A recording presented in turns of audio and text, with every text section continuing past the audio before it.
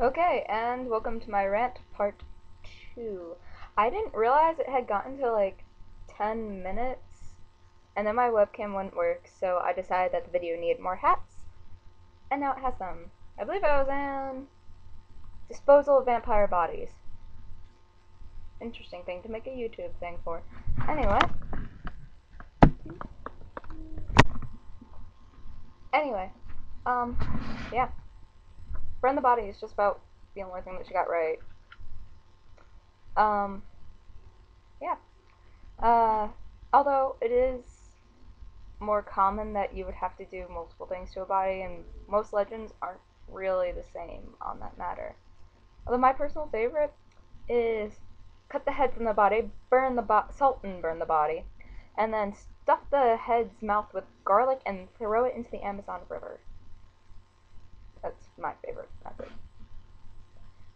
I've actually done research about this. Don't judge.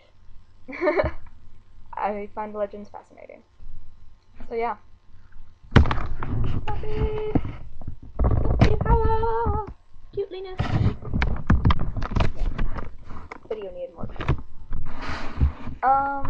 Hmm. Yeah. Oh, and now I go to plot. This is field day. Alex, stay away. I'm doing something. Sorry. Someone was trying to talk to me. I'm recording something, Alexander. Go away. Okay. So, sorry about that. The person was trying to interrupt, and I don't feel like going back into the recording, even though it's only been like a minute. Okay, so then, plot. Basically, this play, Romeo and Juliet, this thick, less than a finger's width, has more plot and better character development than all of the Twilight series. 104 pages of dialogue and stage direction. There's something seriously broken with the Twilight series about that. And there's more characters, basically, in Romeo and Juliet that have a personality. There's Juliet. There's Romeo. There's the friar that marries them. There's Juliet's nurse. There's her parents. I'm just going to count them as one personality, because I like never speak apart. There's Romeo.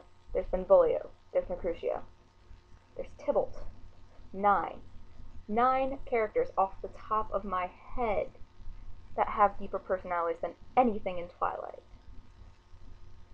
Oh, and Laura, you invited me to go off on plot of Romeo and Juliet. I'm going to abandon my rant on Twilight because I think you said everything needs to be said, and so have I in my other one.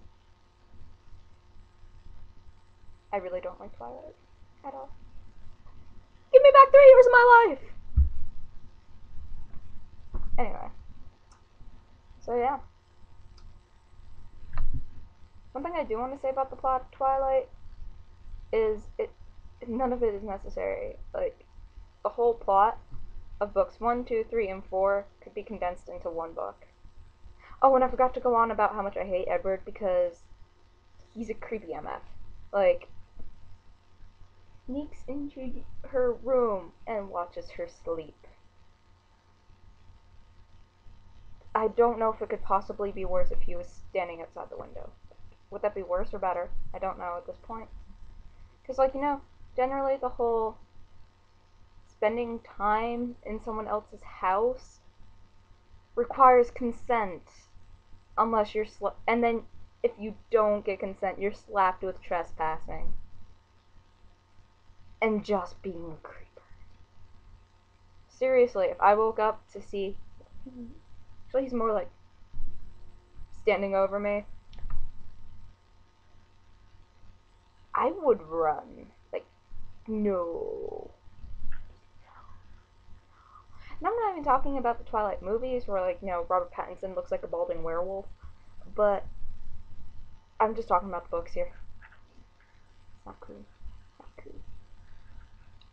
Anyway, Romeo and Juliet. One of my favorite things in the whole wide world is Shakespeare. I adore Shakespeare. I read Hamlet for fun. I have Macbeth and Romeo and Juliet on my bookshelf. Well, Romeo and Juliet's in my hands, but anyway, everyone thinks that Romeo and Juliet is a great, beautiful love story, and it's really not. It's about stupidity, at least in my opinion. I've read the play probably around 50 times. I don't see why everyone says it's a love story. Yes, Romeo and Juliet claim to love each other, but no one understands that they have known each other for under 5 days when they die. They've known each other for under 48 hours before they get married. There's something a little broken there. Yeah. Oh, and see this right here. This page. Mercutio, Romeo, and Benvolio are walking down the street tripping balls, basically. A lot of people don't realize that Mercutio's rant about Mab, which is actually cut out of a lot of books, is basically just when he's high as a kite, he's rambling about the Fairy Queen. And he's mocking Romeo for being in love with Rosalind. Now, the story's not called Romeo and Rosalind. Now, Rosalind tells him that she's going to be a nun instead of actually, like, doing the horizontal monster mash with Romeo. And so he's mopey about that, and then they break into a party. Oh yeah, there's some lovely imagery about Cupid and his shaft there, anyway. But, yeah. And then they're at the party, they break in, and Romeo sees Juliet.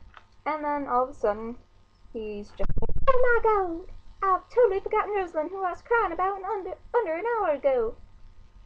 I'm gonna go try to bang her instead, because she's only 14. She probably doesn't know how to push me away yet. So then he kisses her. Doesn't even know her name. She has no clue who he is. He's wearing a mask up until that point. And then, la-di-da-di-da, balcony. Romeo, Romeo, wherefore art thou, Romeo? That actually means, why are you Romeo, by the way, for all you people that don't know Shakespearean language. She's lamenting the fact that he is not a Capulet, and therefore someone that she can marry. She's lamenting because their families are at war. Anyway. So, yeah. Then they get shacked up, spend the night together. Romeo gets banished for killing Juliet's cousin, Tybalt. And then Mercutio, who's the bestest character ever in the whole play, because he's the only one with common sense, gets stabbed.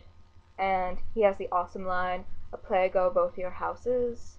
Basically saying, yeah, all you Capulets and Montagues, go fuck yourself, I'm sick of you all. Because you're all spoiled little brats. It's true. I'm sorry, I love it because it's... What no one realizes is that Romeo and Juliet is quite satirical. The opening scene is two guards trying to decide if they should bite their thumbs at other guards passing by. Biting the thumb was a sign of serious insult back then. And it's basically like the whole play. Like, do I insult them by doing this? Do I do something else? And it's just... In the beginning, there's almost like a full-scale brawl because someone's just like, ugh. It's mocking society and how we all hold our grudges, and it mocks the society of a 14-year-old girl and a desperate dude who just really wants to get some. Oh yeah, and also, if you go by the time period in which this was written, Romeo is most likely at least 12 years older than Juliet. He's probably around 26 or older, and she's only 14. He's a pedo! Yeah.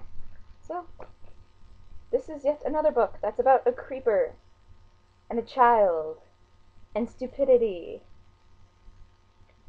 I can't even say that Twilight is satirical, because it's self-satire. So,